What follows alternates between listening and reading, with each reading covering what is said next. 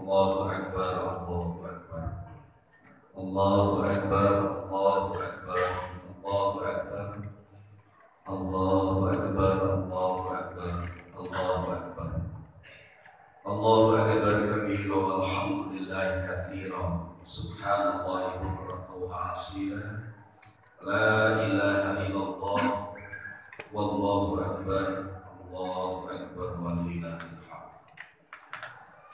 Allahu akbar kullama halla hilalul aqdar. Allahu akbar kullama shoma shaimun ma'akhar. Allahu akbar kullama taraka ma sahabul aqdar. Wa kullama nabata nabatul ashab. Wa kullama at'ama qadimul mu'min. Alhamdulillahilladzi ja'ala lil muslimina 'idal fitri ba'da syam ramadan wa 'idal adha ba'da yaumi arafah. Asyhadu an la ilaha illallah wahdahu la syarika lah, lahul mulkul azimul akbar, wa asyhadu anna sayyidana Muhammadan abduhu wa rasuluh, asyafi'u fil mahsyar, nabiyyun qad ghafarallahu lahu ma taqaddama min dhanbihi wa ma ta'akhkhar. Allahumma shalli ala sayyidina Muhammadin wa ala alihi wa ashabihi alladzina adhaba 'anhum rijsa wat-tahar. Amma ba'du fa ya ayyuhal muslimun, usikum wa nafsi bi taqwallah wa ta'atihi la'allakum tuflihun. Qala Allah ta'ala, a'udzu billahi minasy syaithanir rajim. Bismillahirrahmanirrahim. Inna a'tainakal kautsar fasholli li rabbika wanhar. Inna syani'aka huwal abtar. Ittaqullaha haqqa tuqatih wa la tamutunna illa wa antum muslimun. Hadirin jamaah Idul Adha Masjid Al-Barakah rahimakumullah. Marilah kita selalu memanjatkan puji dan syukur kehadirat Allah Subhanahu wa taala karena pada pagi hari ini kita masih diberikan karunia untuk melakukan sholat Idul Adha di Masjid Al-Barakah yang penuh berkah. Demikian pula kita diberikan kesempatan untuk bertemu dengan teman-teman, sahabat, tetangga yang mungkin jarang kita temui pada hari-hari biasa. Ini adalah waktu istimewa yang disediakan untuk kita umat Islam. Karenanya mari kita berbagi kenikmatan yang ada ini, kita pergunakan dengan sebaik mungkin untuk meningkatkan takwa kita kepada Allah Subhanahu wa taala dengan diwujudkan dengan menjalankan perintah dan menjauhi segala larangan-larangannya. Hadirin jamaah Idul Adha rahimakumullah. Baru saja kita rebahkan diri kita bersimpuh di depan kebesaran Allah yang Maha Pengasih dan Maha Penyayang. Baru saja kita mengakhiri sholat dengan menebar salam sejahtera kepada semua makhluk di sekitar kita. Sejak tadi malam sampai pagi ini kita memandangkan takbir, tahmid dan tahlil. Allahu Akbar, Allahu Akbar, Allahu Akbar, la ilaha illallah, Allahu Akbar, Allahu Akbar walillahil hamd. Di belahan dunia lain, di Makkah Al-Mukarramah, pada hari-hari ini jutaan umat Islam dari segenap penjuru dunia berdatangan dan berkumpul di tanah suci melakukan ibadah haji. Gemuruh dan gema kaum muslimin dan muslimat yang sedang menunaikan ibadah haji menyambut panggilan ilahi dengan mengucapkan talbiyah, labbaik Allahumma labbaik, labbaik la syarika lak labbaik, innal hamda wa ni'mata laka wal mulk la syarika lak.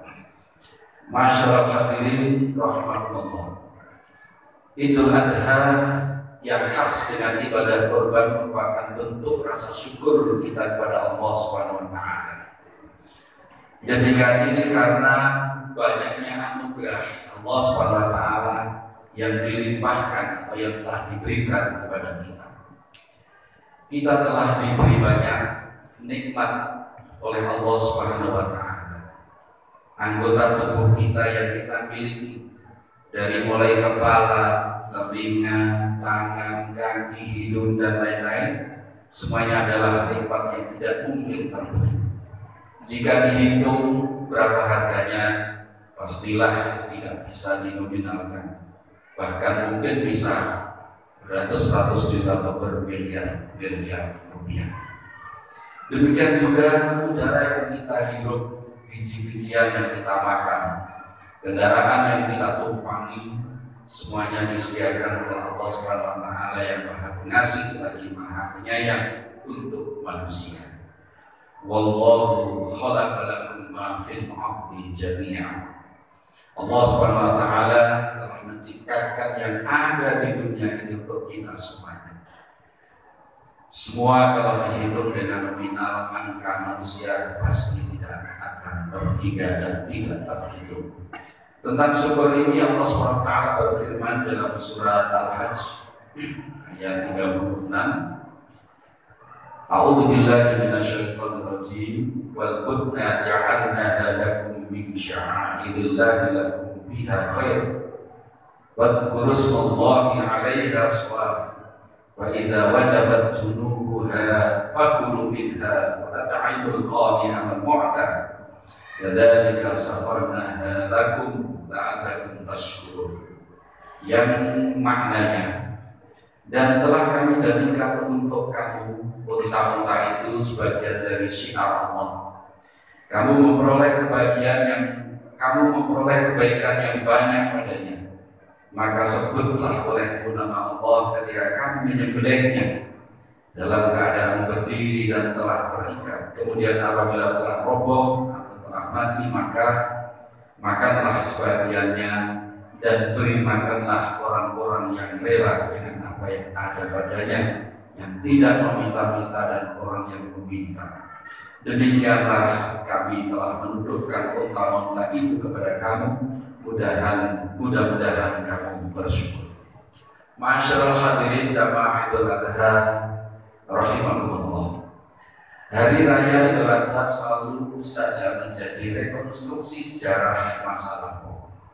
Sejarah kehidupan figur-figur agung para kekasih Allah, yaitu figur Nabiullah Ibrahim alaihissalam, figur sang putra yang hebat Nabiullah Ismail alaihissalam, dan figur sang ibu yang luar biasa Siti Hajar. Prosesi yang mengharu sejarah umat manusia adalah penyembelihan Nabiullah Ibrahim alaihissalam pada putra tercintanya, yaitu Nabi Ismail, yang akhirnya diganti dengan kambing oleh Allah Subhanahu wa taala. Selain sebagai bentuk kepatuhan kepada Allah, ibadah kurban adalah merupakan bentuk solidaritas atas sesama yang tercecer dari mobilisasi sosial untuk mereka, yaitu orang-orang fakir dan miskin, apalagi di tengah kondisi perekonomian yang lesu di negara kita Indonesia imbas daripada COVID-19 dan juga nilai tukar rupiah yang anjlok menyebabkan makin sulitnya kehidupan saudara-saudara kita. Dan itu adalah kewajiban kita untuk membantunya. Nabi kita Muhammad SAW sangat mengecam keras orang-orang yang enggan berkorban. Karena dalam Islam, ibadah korban bukan hanya ritual persembahan untuk meningkatkan spiritualitas seseorang, atau juga bukan hanya tontonan kesolehan orang kaya semata. Namun lebih dari itu, kurban adalah dalam rangka memperkuat kepekaan sosial, menyantuni fakir miskin, dan membuat gembira orang yang sedang mengalami susah. Kurban mencerminkan pesan Islam bahwa seseorang hanya dapat taqarrub kepada Allah bila ia sebelumnya telah dekat dengan saudara-saudaranya yang kekurangan. Hadirin rahimakumullah. Selain itu, ada beberapa hal yang dapat kita petik dalam sirah dan kehidupan agung Nabiullah Ibrahim alaihissalam dengan keluarganya. Pelajaran yang pertama adalah pertanyaan Allah Subhanahu wa taala kepada Nabi Ibrahim. wa aina tadhhabu.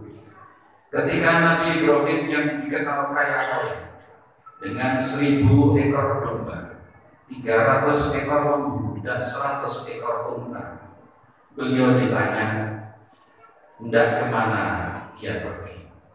Maka beliau menjawab, inni dhahibun ila rabbi sayahdi, yang artinya sesungguhnya aku pergi menghadap Tuhanku dan Dia memberi petunjuk kepada. Hadirin rahimakumullah, bagi Nabi Ibrahim tujuan akhir hidup manusia bukanlah kekayaan, bukan derajat pangkat, bukan jabatan dan sebagainya, tetapi tujuan hidup manusia adalah menuju kepada Allah Subhanahu wa Ta'ala.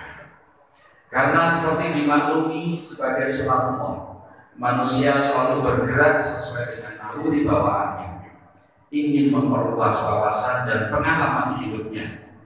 Untuk memfasilitasi manusia, maka diciptakanlah berbagai sarana kehidupan, mulai dari sandal, sepatu, jalan, kendaraan, hingga peralatan yang lain agar manusia bisa hidup dengan nyaman. Manusia juga membangun jembatan, menggunakan jalur lautan dan juga udara. Manusia juga mengkapling-kapling lautan dan udara seketika keluar untuk mengurangi kemacetan di daratan. Namun para hadirin, dalam perjalanan dan pengembaraan manusia secara fisik untuk mengetahui luasnya dunia, pada akhirnya terhambat juga secara teknis. Kemacetan tetap terjadi di daratan, lautan maupun udara. Oleh karena itu manusia menciptakan internet, manusia menciptakan teknologi fotografi dan juga televisi yang kita miliki di rumah-rumah kita. Di masa sekarang, manusia hanya dengan duduk di depan komputer ataupun di depan televisi, mereka sudah dapat menjangkau dunia yang lebih luas dan berwarna-warni. Meskipun disajikan dalam bentuk potongan gambar, rekaman video ataupun foto, mereka menyebutnya sebagai sebuah keniscayaan di era visual age. Islam seperti diperlihatkan Nabi Ibrahim mentransisikan jalan menuju Tuhan sebagai jalan kebahagiaan dan jalan menuju akhirat. Islam memberikan dimensi sosial, moral, spiritual agar aktivitas manusia memiliki tujuan yang lebih bermakna, bukan hanya sekedar mobilitas fisik tanpa tujuan yang bersifat ilahiyah. Pertanyaan Allah pada Nabi Ibrahim adalah pertanyaan moral yang penuh dengan makna. Hendak dibawa kemana harta kita? Hendak dibawa kemana mobil kita? Hendak dibawa kemana jabatan kita? Hendak dibawa kemana pangkat kita? Hendak dibawa kemana ilmu kita? Hendak dibawa kemana tubuh kita? Di tengah hiruk-pikuk manusia dengan berbagai aktivitasnya, maka menjadi penting untuk menanyakan kembali pertanyaan Nabiullah Ibrahim alaihissalam, karena bisa jadi yang primer bagi manusia secara faktual di masa ini adalah avoiding the point, atau menghindari apapun yang menyakitkan, lalu juga looking for the pleasure, mengejar apapun yang dirasakan menyenangkan, sehingga yang muncul hanyalah kehidupan materi duniawi belaka. Sebagaimana dikatakan oleh Profesor Komarudin Hidayat, bahwa salah satu dimensi dan misi manusia sebagai moral being adalah menegakkan nilai-nilai moral dalam kehidupannya dimanapun berada. Moral being ini harus diwujudkan dalam ruang-ruang di kantor kita, di kamar kita, di rumah kita, di masjid kita, di restoran, di warung kopi dan lain sebagainya. Tujuan hidup kita lagi-lagi seperti teladan Nabi Ibrahim adalah harus tertuju kepada Allah Tuhan semesta alam. Inna sholati wa nusuki wa mahyaya wa mamati lillahi rabbil alamin Sesungguhnya sholatku, matiku, hidupku adalah untuk Allah. Setiap sholat kita sering kali mengikrarkan, bahkan setiap kali sholat kita mengikrarkan dalam lisan kita. Hadirin jamaah Idul Adha Masjid Al-Barakah rahimahullah. Pelajaran berharga lainnya yang kita bisa teladani dari Abdullah bin Mas'ud adalah bahwa tujuan tertinggi manusia adalah seperti doa Nabi Ibrahim. Rabbi habli minas sholihin. Ya Allah, berilah kami anak-anak yang soleh. Nabi Ibrahim meminta anak yang soleh, bukan anak yang pintar, bukan anak yang kaya raya, bukan anak yang punya jabatan luar biasa, bukan anak yang punya pangkat tinggi. Karena apalah arti anak kaya? Anak berpangkat dan berjabatan, anak yang pintar tetapi mereka tidak soleh. Karena itu kata kuncinya adalah anak soleh. Untuk mewujudkan anak yang soleh tentu bukan hal yang mudah. Pertama, keluarga adalah hal utama dan pertama dalam mewujudkan anak yang soleh. Jangan remehkan orang keluarga. Anak yang soleh dan solehah pasti tidak luput dalam pendidikan keluarga sejak dini, seperti apa yang dilakukan oleh Nabiullah Ibrahim dan ibu kita dan ibu Nabi Ismail Siti Hajar. Keduanya berjibaku membentuk karakter Nabiullah Ismail sedemikian rupa. Mereka mengajarkan pendidikan agama pada Nabi Ismail sejak dini. Ini sama dengan sabda Nabi Sallallahu Alaihi Wasallam dalam mendidik anak-anak Muslim, yaitu sabdanya, didiklah anak-anakmu pada 3 perkara. Pertama, mencintai Nabi. Yang kedua, mencintai ahli baitnya. Dan yang ketiga, membaca Al-Quran. Hadis ini diriwayatkan oleh Imam Tabrani. Dan juga sahabat Ali radhiyallahu anhu berkata, alimu auladakum fa innahum mahluquna fi zamanin ghairi zamanikum. Artinya, didiklah anak-anakmu karena mereka hidup di zaman yang tidak sama dengan zaman. Hadirin jamaah Jumat rahimahullah. Yang kedua, memberi keteladanan atau uswah pada anak-anak kita. Bagaimanapun keteladanan merupakan dakwah yang sangat manjur dalam mengarahkan anak. Dengan keteladanan yang ditampakkan sehari-hari, maka yang demikian ini akan mempengaruhi anak. Keluarga yang mempertontonkan atau memperlihatkan kejujuran dan kedermawanan, maka akan berpengaruh pada anaknya. Sebaliknya, keluarga yang mempertontonkan kedustaan dan kebakhilan juga akan meniru orang tuanya.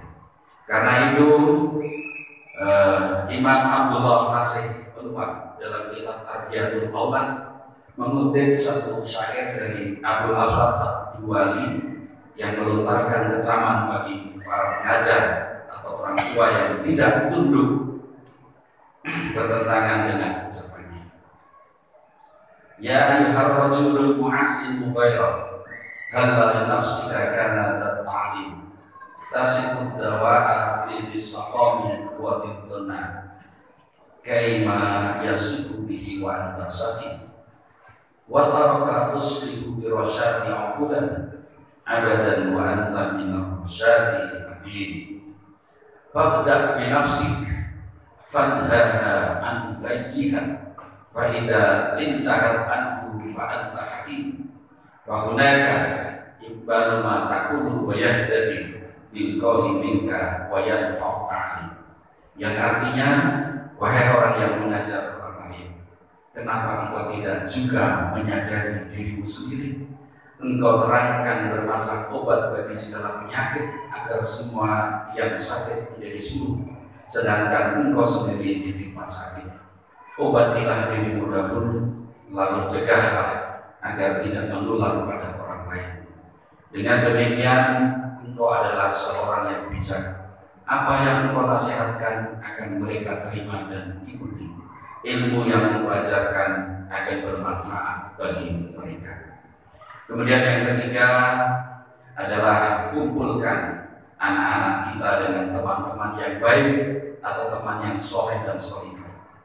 Teori habitus yang disampaikan oleh Gilbert menunjukkan bahwa habitus, tempat di mana kita berada, sangatlah berpengaruh pada manusia, pada anak-anak dan juga kepada adik-adik kita. Gordy menyebutkan habitus sebagai struktur yang terstruktur. Habitus adalah lingkungan dari kekuatan yang ada.